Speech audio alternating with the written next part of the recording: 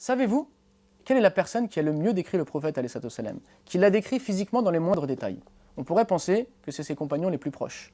On pourrait penser que c'est sa propre famille. Eh bien non, c'est une femme qui ne l'a vu qu'une seule fois. Lorsque le prophète alayhi salatu wassalam et Abu Bakr quittèrent la Mecque pour aller à Médine, ils rencontrèrent sur leur chemin cette femme qui leur a offert l'hospitalité. Et lorsque on l'interrogea par la suite sur les gens qui étaient passés par chez elle, elle donna une description parfaite du messager d'Allah, et c'est la description qui jusqu'à aujourd'hui est la plus complète du messager d'Allah sallallahu alayhi wa sallam. Alors je vous invite à découvrir avec moi le récit de cette femme lorsqu'elle va nous décrire le prophète alayhi salatu wassalam. Elle le décrivit en ces termes: il est propre, le visage resplendissant, sans défaut. Il n'est pas ventripotent et n'a pas une petite tête. Il est bel homme, idéalement proportionné. Il a de grands yeux d'un blanc éclatant et d'un noir profond, avec de longs cils. Il a la voix rauque et un long cou.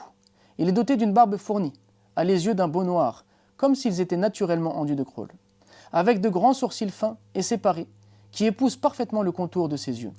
Ses cheveux sont d'un noir intense. Lorsqu'il se tait, il est empreint de sérénité. Et lorsqu'il s'exprime, sa parole est splendide. De loin, il est le plus beau et le plus splendide des hommes.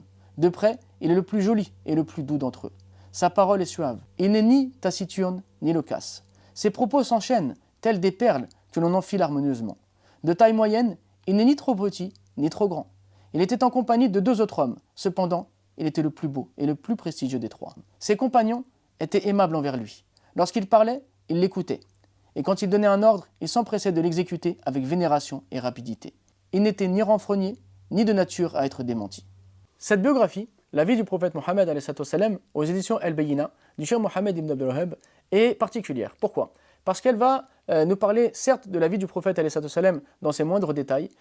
Elle va même aller plus loin, puisqu'elle va continuer après la mort du prophète alayhi salatu wassalam avec les événements qu'il y a eu donc pendant la vie des califes bien guidés. Mais ce qui est très intéressant dans celle-ci, c'est que le cheikh va s'arrêter sur les différents moments, sur les différents points les plus importants de sa vie, afin de nous montrer à travers sa vie comment est-ce qu'il a insisté pour le tawhid, insisté pour que le monothéisme se propage et pour montrer la grandeur et l'importance de celui-ci. Mais également, il va nous alerter sur le polythéisme et comment le prophète alayhi salatu wassalam a coupé toutes les voies qui peuvent mener vers le polythéisme. Donc c'est un livre qui a une particularité, connaître le prophète alayhi salatu wassalam, mais surtout découvrir à travers sa vie l'enseignement du tawhid et la mise en garde contre le polythéisme.